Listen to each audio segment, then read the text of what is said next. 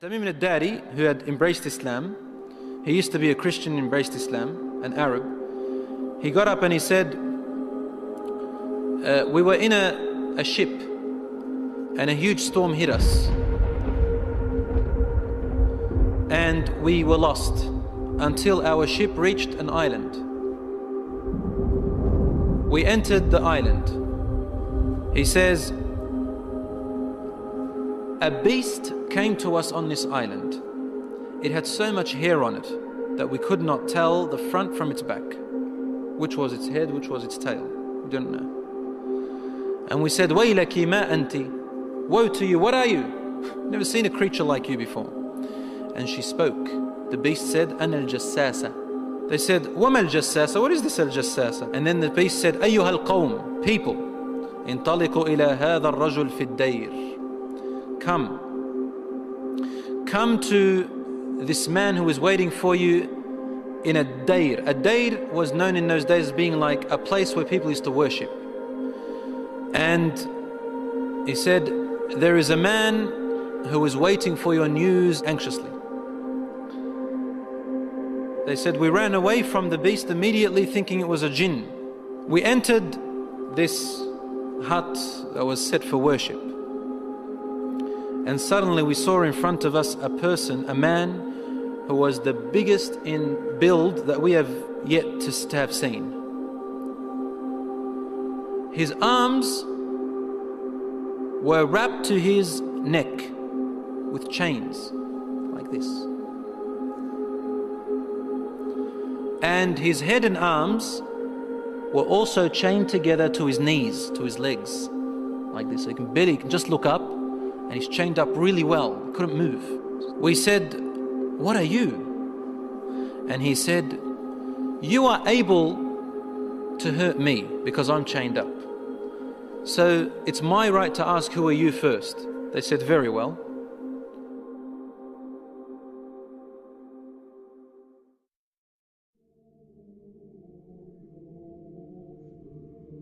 We are people from the Arabs.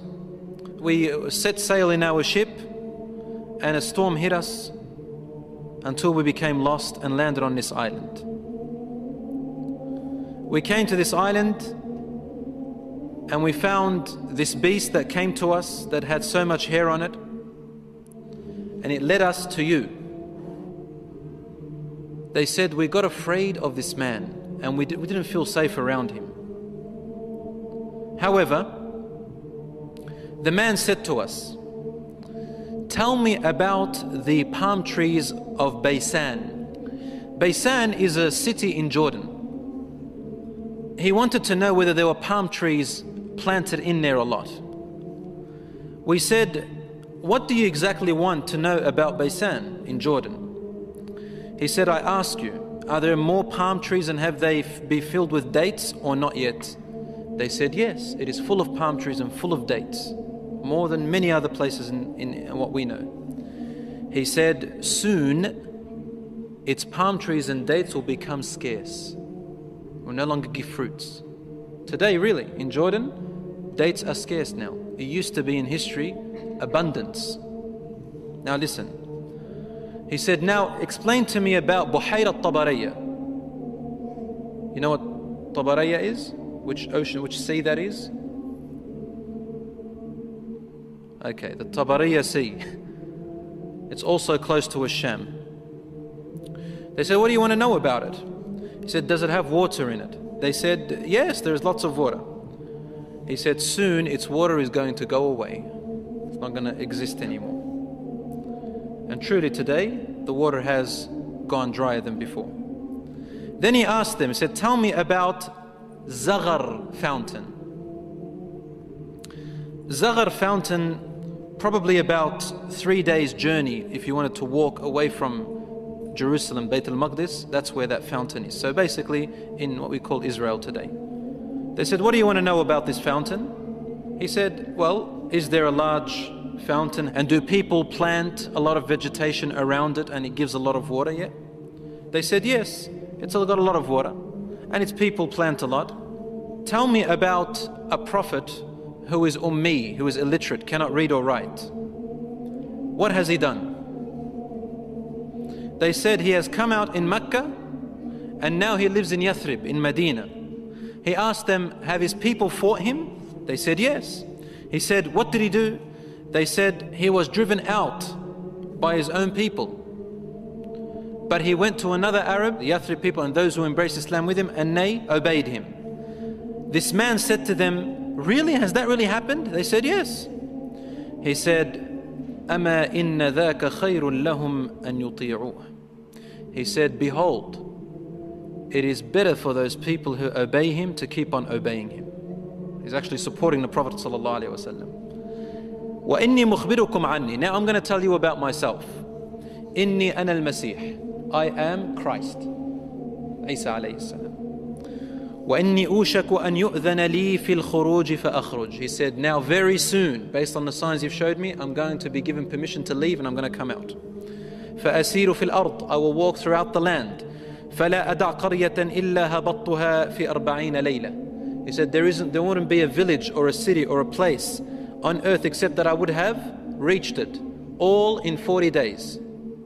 The whole world in 40 days. غَيْرَ مَكَّةَ وَطِيبَةَ. All except two places, Mecca and Tiba, Medina. فَهُمَا مُحَرَّمَتَانِ عَلَيَّ كِلْتَاهُمَا. He said, they are both forbidden for me to enter. Now when we say he enters, it means he conquers, takes over.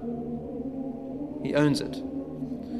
كُلَّمَا أَرَدْتُ أَنْ أَدْخُلَ وَاحِدٍ. He goes, every time I wanted to come into one of them, an angel will stand guard holding a sword, and he will prevent me from entering Mecca and Medina.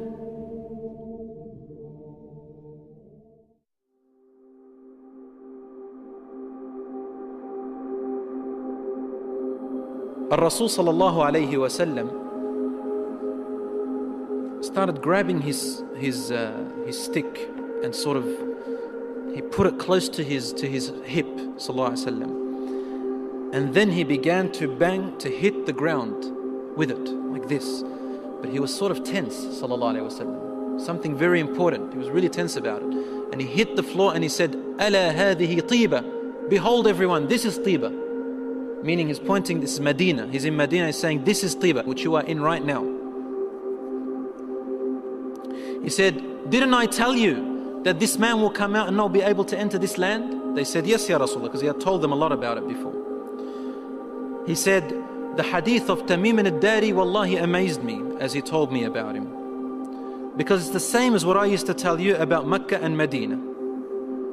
Behold, Dajjal is somewhere in near the oceans, in one of on an island somewhere towards the east of Medina, somewhere there, he said, in one of those oceans. Min qibal al-mashriq ma hu, towards the east somewhere. So even the Prophet ﷺ doesn't know exactly where he is, but in that direction. So he's close to the Middle East at the moment. So Allahu A'lam, Dajjal will first arise in Asham, in the Middle East area, which gives a lot of sense that the Jews will be the first to follow him because they are waiting for their Messiah to come. They don't believe that Isa alayhi salam was it, and they don't want to accept Muhammad sallallahu alayhi wasallam. So they'll be the first to follow Dajjal. They say he is the real Isa. As for the Christians, they believe in the coming of Isa alayhi salam. Because they've mixed up their scriptures, they will think that this is the man. And because he will say, I am Isa, they will ask for him alayhi salam. They will ask for miracles, and he will do these miracles. Some of them won't be convinced. See, afterwards he'll say that I am God. Ana ilahukum. And then they'll say, what proof do you have? He said, only God can raise the dead. He said, okay, what if I raise your parents from the dead? They said, yes, we'll believe your God. So he will be able to get the jinns, the shayateen, to work for him, and he will raise them to become, to look like their parents, and they will speak to them. And so the people, non-Muslim people and the weak Muslims will follow him.